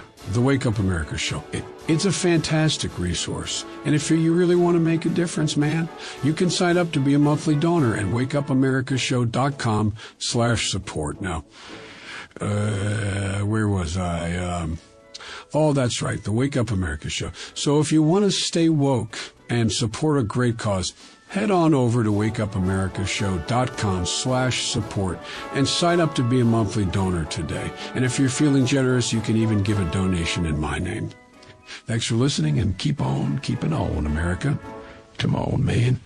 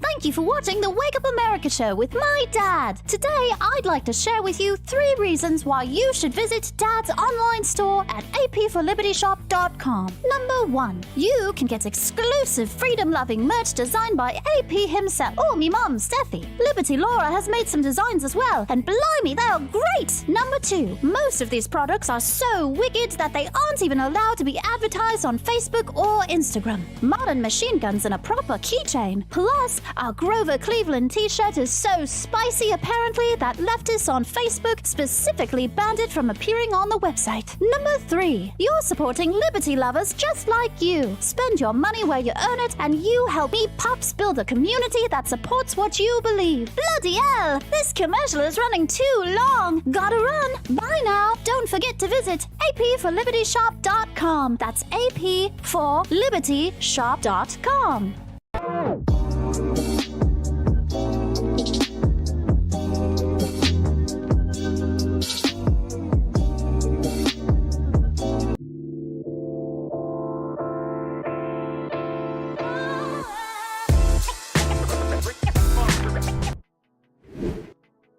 Good morning, Rise and Freedom. I'm Austin Peterson. You're watching and listening to the Wake Up America show at wakeupAmericaShow.com. Did you like BX Bullet? I thought she was great, don't you? We've had some awesome guests this morning. We had Kaya earlier on the show today, an ex-leftist. Says that she has left the left. I thought that was pretty good stuff. We've also had Camellia Peterson on this morning to talk about how new guidance to pediatricians is telling them to offer surgery and weight loss drugs to kids sooner in life. Fantastic. Maybe not. And I see people are enjoying the voiceover from our favorite Vice President, Joe Biden, who joined us this morning to explain why you should support the Wake Up America show at wakeupAmericaShow.com/support. Now, listen, I'm not going to tell you that the Wake Up America show is going to change the world, although there is a chance that it might, or that, we're going to, have the biggest, most awesome network in all of conservative and right-wing talk and libertarian talk. But we are going to build the most exciting, awesome, and successful right-wing talk, conservative and libertarian network. But we can only do it if people like you get on board with a monthly support level. It's really not that bad for $2.99 a month, right? And you actually get some stuff for it, right? If you join us at $2.99 a month, you get entered into the monthly prize drawings. We've already had some winners: John Combus, Chris Morrill, Ava Lavasco, right? These are all names that you know and you recognize. So for $2.99 a month, you could get like an awesome $20 t-shirt. Or if you really want to help support and help build the show, become a member of Peterson's Patriots. $17.76 a month. I know that seems a little bit high, but think about it. Not only are you getting this awesome content every single day, you get entered into the monthly prize drawings. If you become a $17.76 a month sponsor, you're going to get a free gift from the AP for Liberty shop right away. So you do get something, but also you're going to help us to grow and support and to be able to add on to the lineup. Now, Judge Andrew Napolitano and I have been talking ceaselessly for the last several months, and he and I want to do a team up. And we face, logistical problems, of course, and financial problems that like anybody would face. And our idea is this: Judge Napolitano and I want to do a back-to-back show in the morning. Essentially, it would work like this. The Wake Up America show would be on right after Judge Napolitano's Judging Freedom show. So he would do a live show that would start right before mine, be an hour before mine, and then at the last segment of his show would be him and I talking together about whatever news story it is of the day. So you would get the Judge and Austin Monday through Friday, starting at 7 a.m. My Wake Up America show would start with the Judge. As he finishes his show, we do a handoff, and then we would have two shows back to back. So we face two challenges with making this happen. One is the logistical side, right? How do we get the Judge the kind of technology that I'm using right now in order to be able to, get the Judge to be able to do his own show? That's going to be a challenge, right? Just from a logistical standpoint. By the way, thank you, Liz Press, for the super chat. We appreciate you very much. And then, of course, the second challenge would be monetizing it, right? So, do I want to get rich and famous? Sure. But I think that the path, right, is going to be with a network, right? Essentially building a libertarian daily wire. That would mean that we'd need to add more shows. We want to give the Judge his own show. We've got to be able to afford to buy some equipment for the Judge, be able to get him he'd probably have to have a staffer before I would, in order to run the show for him, because he's just not as technically proficient as I am. Because I don't know if you all know, but I'm all alone here in the studio this morning. See that audio signal set up right there? Check it out. See the cameras over there set up, 2 cameras. See the lights, every single ding dang thing. There's the computer. There's the monitor that I use over there to make sure that everything looks good. There's my phone where I'm monitoring the chat. It's just me, baby. It's just me, baby. I'm all alone here. But we could use some help. And that's where you come in. So if you're not already a monthly supporter of the show, please consider doing so. You can do so, again, $2.99 a month on the YouTube channel. And I hate to beg like this, but if you don't ask, you don't get. But if you can't afford it, you know what? That's fine. There are free things that you can do. And the things like liking the stream, right? Making sure that if you're watching the show right now, there's 33 people on YouTube, 34. Make sure that you like the stream, click subscribe, and hit that bell notification icon. That's a free way to help support the show. Another free way to help the show, which is a really big thing for us, is if you visit our sponsor, learaustin.com, Lear Capital, and get more information from our gold sponsor about ways to invest in gold and silver. learaustin.com. Those are some free ways to help support the show. All right, I've got 1 minute left. I got to go to a commercial break. I didn't get to talk about the Louisiana girl who got mauled to death in her yard by a neighbor's pit bull. Everybody we know loves pit bulls. I'm going to go get Rachel Liu on the line to talk about the enduring relevance of fusionism when we get back on the Wake Up America show. Appreciate your support. We love you. Thank you very much for everything you do for us on the Wake Up America show at wakeupamericashow.com. Were you exposed to hazardous materials while serving in the military? and have an illness or condition as a result.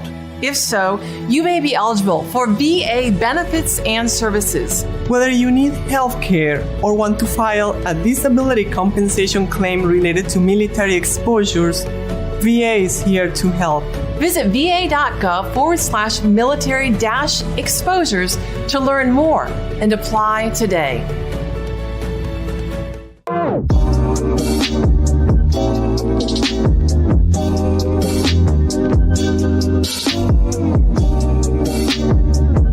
If there wasn't going to be somebody who was a fiery champion of liberty, somebody who would get out there and who would be aggressive, and if they wouldn't do it with more fire or passion than I had, then I would go and I would fight this battle for us. I've fought for the principles that we all share. Parties tend to be secondary to me. We're here because we believe in the principles of liberty. I am not a perfect messenger, but I think I'm a damn good one. This is a replica of our first president's flintlock pistol. You have my full support, my respect, and my gun.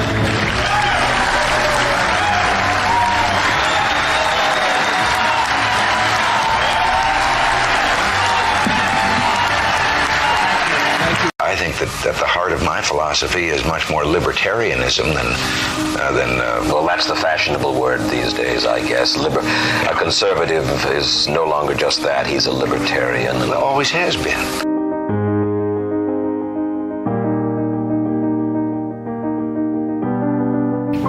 Yet any time you and I question the schemes of the do-gooders, we're denounced as being against their humanitarian goals. They say we're always against things, we're never for anything.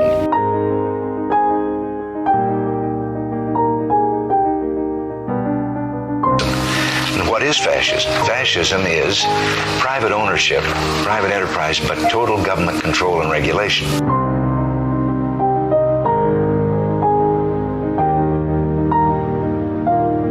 Well, the trouble with our liberal friends is not that they're ignorant. It's just that they know so much that isn't so.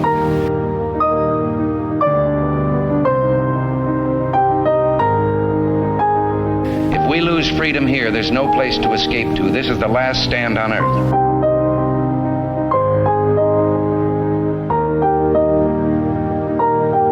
This is the issue of this election. Whether we believe in our capacity for self-government or whether we abandon the American Revolution and confess that a little intellectual elite in a far distant capital can plan our lives for us better than we can plan them ourselves.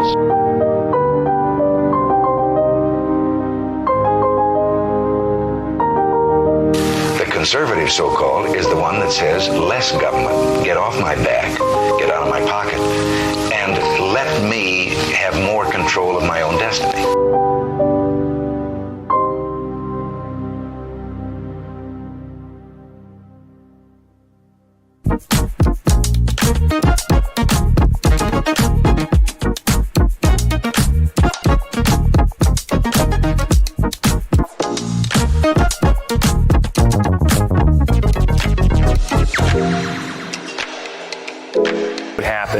If I had to pick up the phone, call 911 for one of my family members or one of my neighbors, what would I do if no one was on the other end to respond? What if there was no 911? You can be a part of the solution. Anybody can be a firefighter. Male, female, younger, older. We have school teachers. We have leaders in business. Is me, you, anyone that wants to be. There is no typical firefighter. Do you hate the deep state? Do you reject the Antichrist in all his ways? Do you believe that aliens controlled LBJ to assassinate John F. Kennedy? Did you know that the shot can put chemicals in you that will make you more sensitive to 5G? Do you love America? Do you want more freedom? Do you like smoking hot red-headed libertarians? Then the AP for Liberty shop is for you! Check out all the awesome new merch and have a happy new year! Fight the deep state, reject the Antichrist. Visit AP for Liberty shop and get your patriotic merchandise now, or the deep state wins.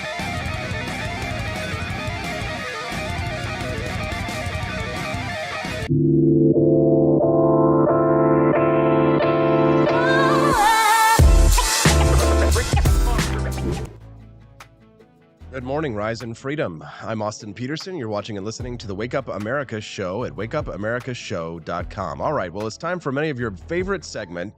It's Big Brain time. That's right. Time to put on your thinking caps, and while we do a deep dive into many of the big brain topics on philosophy that I know stimulates your gray matter. Joining us now for her very first time on the program is Rachel Liu. Rachel Liu is an associate editor at Law and Liberty and a contributing writer at America Mag. She describes herself as a Catholic, a philosopher, and a mother of five. Good morning, Rachel. Welcome to the Wake Up America show. We're glad to have you here today. Good morning. It's great to be.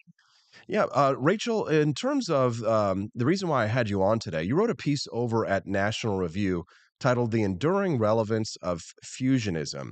And the subheading for this was that the old coalition of libertarians and social conservatives may have frayed in recent years, but the strategic insight that birthed it matters as much as ever. Rachel, I have a commercial that plays on this program that shows Ronald Reagan, giving a speech, while I play the words of people like Sohrab Ahmari and others who claimed that the old coalitions of social conservatives and libertarians is over, that they want nothing more to do with free market fundamentalists like myself, and that social conservatives need to go their own way. You argue that the opposite is true. Why? Of course, I've argued with many people like the ones that you are mentioning, right? And they often like to say that fusionism, which of course, came out of this mid-20th century conversation that was happening among conservatives, right? Always had these tensions between libertarians who care a lot about free markets and a small state, and more traditional conservatives, or ones that are very interested in tradition, who often are not so convinced that a small state is what we need, right? They sometimes want to have the state playing a larger role in preserving tradition and preserving what they see as good American values, right? So there's always tension between them. And the idea that Frank Meyer had was, look, we really need each other, right? We really need to find ways to work together because we're both protecting each other's interests in really important ways. The traditions that the traditionalists care about aren't going to flourish unless they have the freedom to build their faith communities, build the institutions that they care about, build the families that they want to have, right? They need the freedoms that the libertarians are protecting. But the libertarians also need to understand that the freedoms they want aren't going to last very long unless you have a healthy civil society that's creating the kind of citizens that you need to be a free people, right? So when they recognize that there are sort of deeper ways in which they actually are connected, in which they really are, naturally on the same team, then the conservative movement is going to work better and they're going to be able to preserve the things that they both really care about. That was the general idea that they had. And maybe your readers are already familiar with that, but I think it's always worth reiterating, right? Why was this so important? And I think the idea that people like Ahmari often have, or Patrick Deneen, I've argued about this, some of them personally, is that was just a figment of an older time when we were opposing communism. It made sense, but now it doesn't make sense anymore. Now the main enemy is the free market fundamentalists, like you say, the libertarians, the people who are only interested in individual autonomy. And to those people, I want to say, look, the insight that Meyer had is just as relevant today as it ever was. We still have serious problems with basically freedom, right? We're still worrying constantly about the state preventing us from organizing the kinds of communities that we want to have. But we still have a problem as well with the decaying of culture, with civil society not coming together, with the social fabric of society fraying. That's what traditionalists are good at. So all of the same concerns that Meyer pinpointed in the mid-20th century are still alive today. And I think his prescription still applies. It still would be just as effective as today if we could actually work together in the way that conservatives sometimes at their best moments are able to do. It's an interesting challenge that we kind of face there, Rachel, when you think about it, because I agree with you that we need civil institutions like families and churches and community groups to be able to have the kinds of freedoms that libertarians advocate for. But then, the question is that, in one way or another, we sort of need each other. But don't we need, in order to have a kind of what, Ben Sass wrote an article recently where he talked about this struggle and he defined it as civic pluralist versus zealots. But don't we also, in order to have like, an individualistic society, to have a free society, don't we also sort of need our wild, hard rock partying, rock stars? Not everybody can be a childless, beer swilling rock star, but and not everybody can have a family of 6 or 12 or 24 children, right? There needs to be a little bit of everything, and how we balance the two is really the challenge, right? Because if we all sort of lived like the Stepford Wives, trad wife, you might call it, lifestyle and things like that, then, we've clearly lost our individualism, correct? Really true. The thirst for innovation and for creativity has always been part of the American spirit, right? We settled the West. We've always been interested in inventing things. We've always appreciated inventors and businessmen and different kinds of entrepreneurs and creative people. Part of the American spirit, certainly. But I also think that from the very beginning, there has been a kind of moral traditionalism to American society that I think has always played a really important role in maintaining some kind of robust and functional civic life, right? And without that, I think things quickly become it's just not a place that you want to live, right? You quickly end up with a society where people are isolated and alienated, and they fragment into little factions that don't seem to be able to work together. You need some kind of a cohesive civic life. And I think that's what traditionalists, one of the things at least, that traditionalists are very good at helping us to preserve. If you're just tuning into the Wake Up America show with Austin Peterson, I'm speaking to Rachel Liu. We're talking about her article on the National Review website about the enduring relevance of fusionism. Now, Rachel, when it comes to leading a traditional lifestyle, right, having the freedom to be able to do that, right, I think most libertarians say yes, live and let live. But the problem is that it feels as if traditionalists now are not, that the majority of traditionalists now do not agree with a live and let live philosophy, and they blame the left, but mostly they blame libertarians. As a matter of fact, one of the major debates that emerged in the last few years has centered around the question of allowing children to go to drag shows, as well as the mutilation of children as another thing. But let's looking at the drag show, let's say that the child itself is not being harmed, the child itself is not being having someone expose themselves to the child. Let's say they're just going to the library and the drag queen is just wearing a dress, looking like Mrs. Doubtfire, reading to the child. The populist right, that we see, I guess the hard traditionalists, they blame that on libertarianism, and they say that something like that should be a crime. One, do you blame libertarians for drag queen story hour? And two, should that be a crime? Do I blame libertarians? Oh, I don't blame libertarians. I think that primarily is a fragment of a sort of particular cultural movement that I think moved in a direction. It's far more productive to blame them, right? The libertarians' relationship to that is very diffuse, right?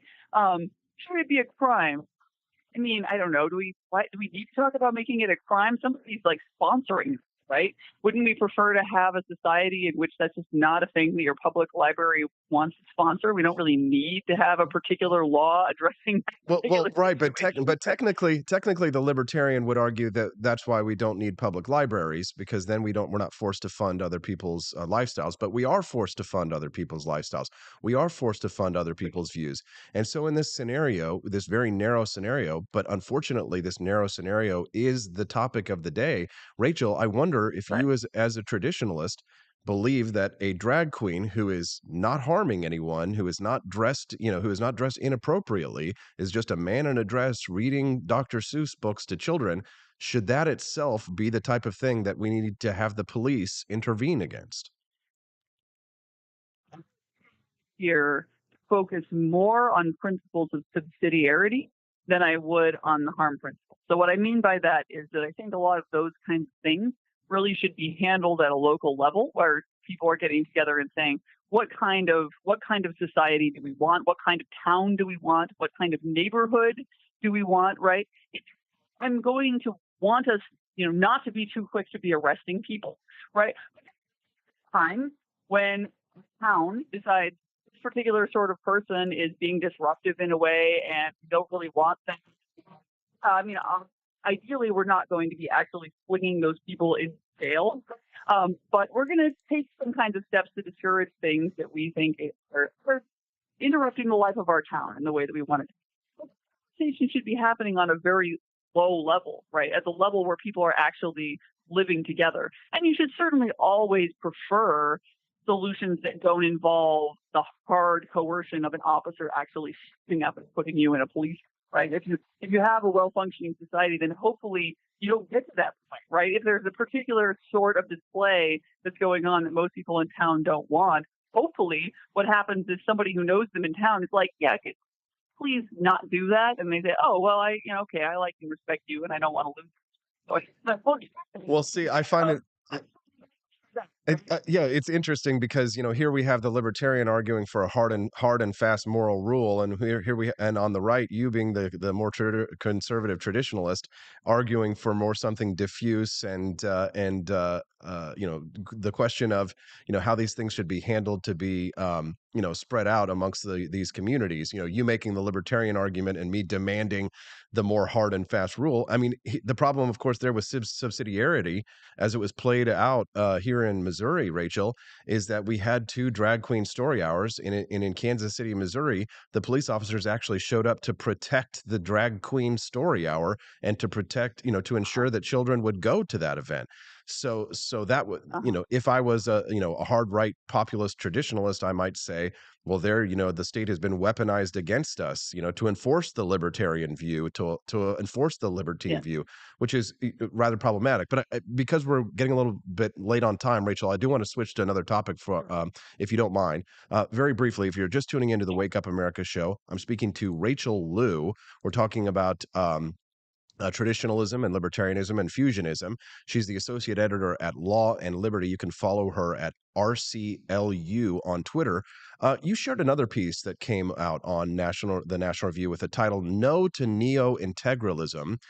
And essentially what this boils down to, Rachel, is that many people who are conservative traditional Catholics these days argue that there really isn't an actual separation of church and state in the United States, that we don't have a secular democracy in the United States, that we are a Christian nation, and that Christian nationalism is the way to go, and that a stronger association of a Catholic tradition that guides the state more directly is perhaps the best way to preserve moral values in the United States. What is your thoughts on that? Has arisen out of people feel for they feel that the sort of moral tone of nation in general, the culture in general, but also the movement has sort of faded.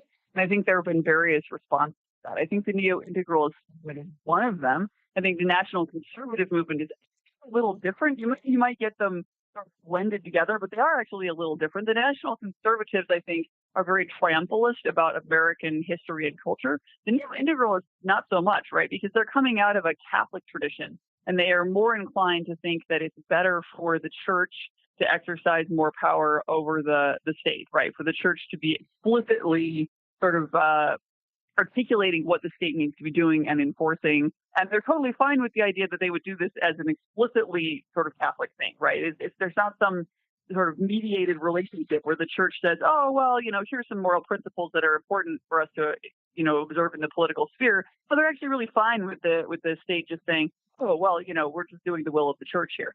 Now, on a practical level, this is a little crazy in America because you're like, how is it? I think you're a minority in America, right? Like, who is that? How many are going to want this? How would this work at all? But I think it's really arisen just, again, because people have this general sense of despair about the direction of our culture. And so they are attracted to views that seem to them to reinfuse something with more moral content into our political. And what I really liked about the piece that I shared from James Patterson, he's actually one of our writers at Law and Liberty, so you can also read him at the website that I edit for. is that it talks a little bit about the political history of integralism, because it actually was primarily a European. It arose especially in France in the 19th and then early 20th century. There were various integralists, and understandable when you know the history of France, right? The separation of church and state in France is achieved kind of a maximally violent way that really did press the church. Again, very literally violently in many cases. So it's understandable that there would have been reactions, but Can I pause you there, Rachel? Yeah, because I actually I was going to bring that point up there because here's this fascinating problem that I find myself struggling with these days, right? Because I might consider myself a devout secularist, if you will.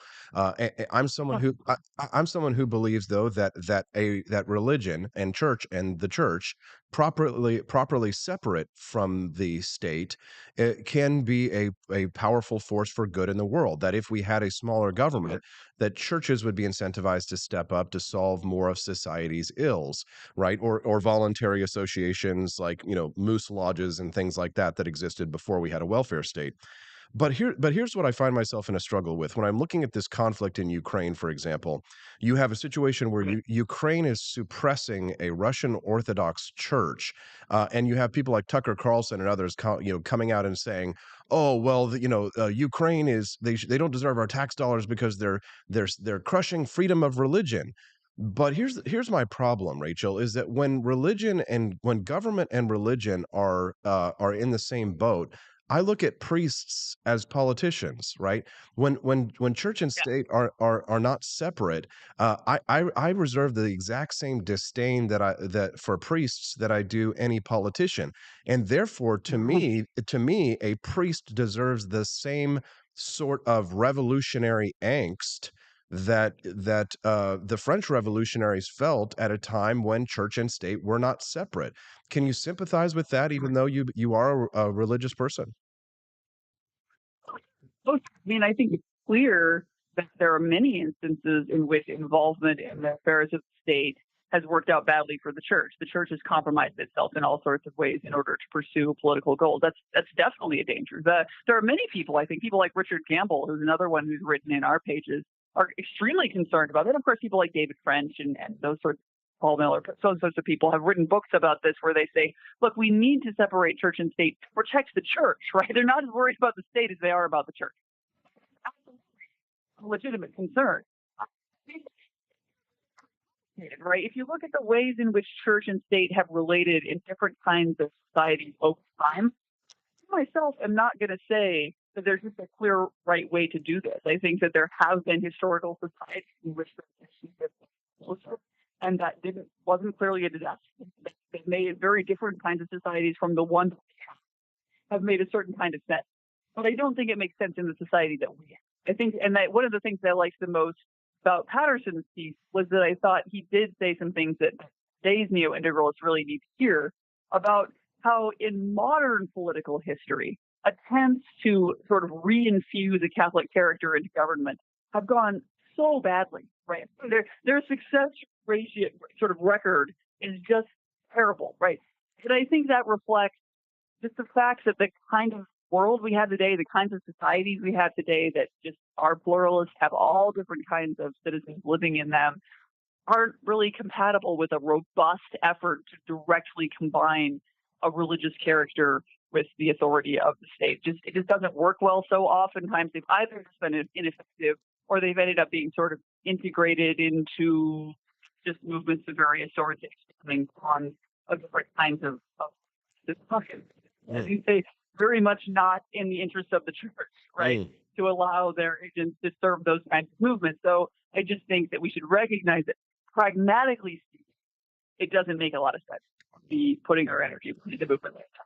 Rachel, I really like your worldview, and like you say, I think that these are very complicated questions and problems. I find myself, agreeing with a lot of what you have to say. I'm something of becoming a family man.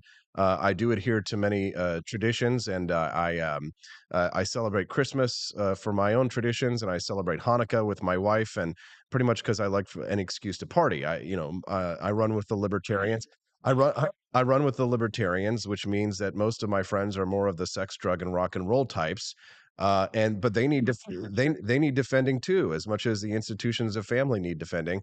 And I'm glad that there are people out there like you that still defend individualism from a more right wing collectivist view that is starting to take over the Republican Party and the right in general. I really like your worldview, Rachel. I'd love to have these kinds of conversations with you again in the future. Where I'm very grateful for you being so generous for your time. Is there anything else that you'd like to share with our listeners before I let you go? No, but if you'd like to read more of my work, you can find it on Law and Liberty. I work for the Liberty Fund, and you can find my columns there on a regular monthly basis. And of course, I also write for National Review and other publications like that. That's it. That's it. Great stuff. At RCLU on Twitter as well. Rachel, thank you for your time and have a wonderful day. Thank you very much. All right. What did you think of Rachel Liu? Send us a text, 573-319-1586. We went long. We've only got 5 minutes left, which means that I got to play the commercials and then we'll end the show at 9 a.m. I gave you extra time with Rachel. I know, typically we would have another segment here, but you know what? Sometimes we just can't get everything we want because the time is running out. And I got a lot of work to do to build a libertarian network to rival them all. One show to rule them all. The Wake Up America show. What did you think, huh? I think that we're doing great. I mean, it's nice to see that the Wake Up America show is growing, we're getting stronger, and that I can continue to do all this. And it's because of the support of people like you that we can have those kinds of conversations. I mean, let's face it, you don't have those conversations anywhere else. There are no other talk shows having those kinds of discussions. And the only way that these discussions get brought to you are by our sponsor, Lear Capital, and by people like you, Chris Morrill, Rare Camellia, A.N. Henry, Michael Nib, all of our friends, Matt Unruh, Dustin, I'm going by memory here, please forgive me, Tolly Owens, Al Johnson, Brandon Meyer, all of my friends who contribute to make this show what it is. And of course, my beautiful, smoking hot, redheaded libertarian wife, Stephanie Peterson. I'll see you when I get home, Steffi. We'll be back tomorrow morning on the Wake Up America show at wakeupAmericaShow.com.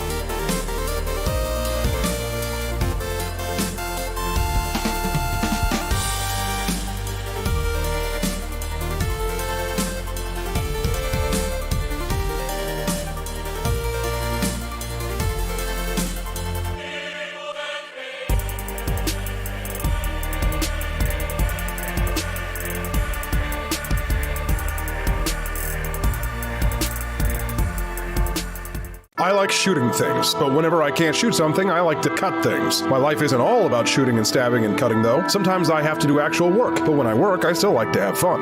And there's nothing less fun than trying to cut with a crappy knife. Thankfully, from the ancient sect of Christian knights, who also loved cutting and stabbing, comes a new implement that has received my personal blessing, the Templar knife.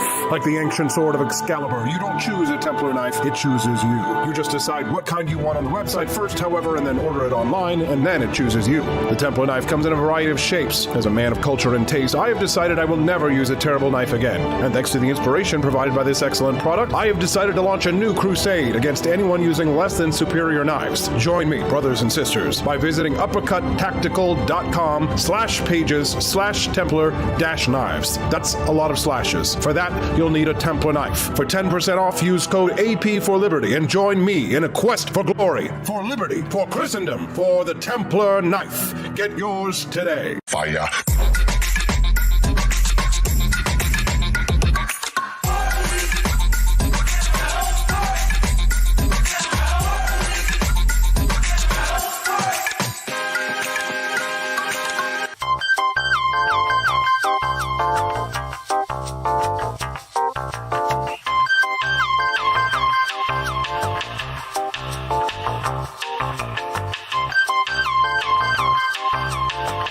Hello, this is Barack Obama, and let me tell you why Austin Peterson stinks, and you should never pay attention to anything that he has to say. First of all, he's a libertarian, and we all know libertarians are idiots. They don't realize how important government is to everything that we do. I recently became aware that Austin has opened up a libertarian shop at apforlibertyshop.com. Now, I'm asking you as a personal favor to me that you never ever visit apforlibertyshop.com. With all of the great Liberty merchandise there, the last thing that we need to do is to get people spreading this message around the country, because then they might start thinking that they don't need government. And that's the last thing that good Democrats like us want. So if you love democracy, like me, and hate freedom, then don't visit AP for Liberty Shop. Like I said, whatever you do, do not visit apforlibertyshop.com. I'm Barack Obama, and I approve this message.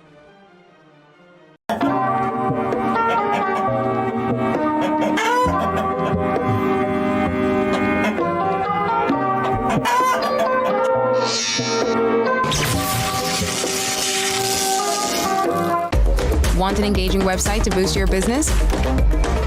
You're just a click away from 5-star Fiverr talent. Hundreds of freelancer skills like web design. Head to Fiverr.com today and get something started.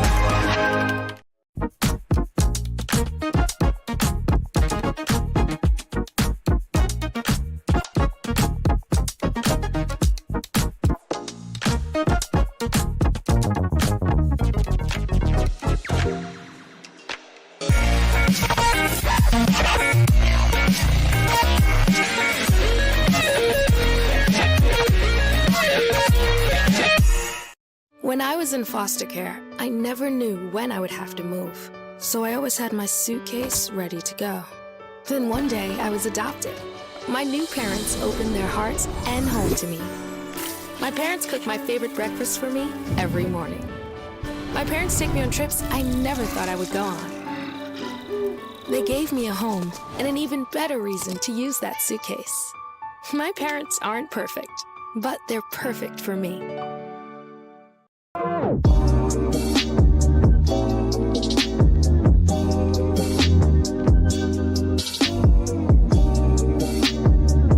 I would remind you that extremism in the defense of liberty is no vice.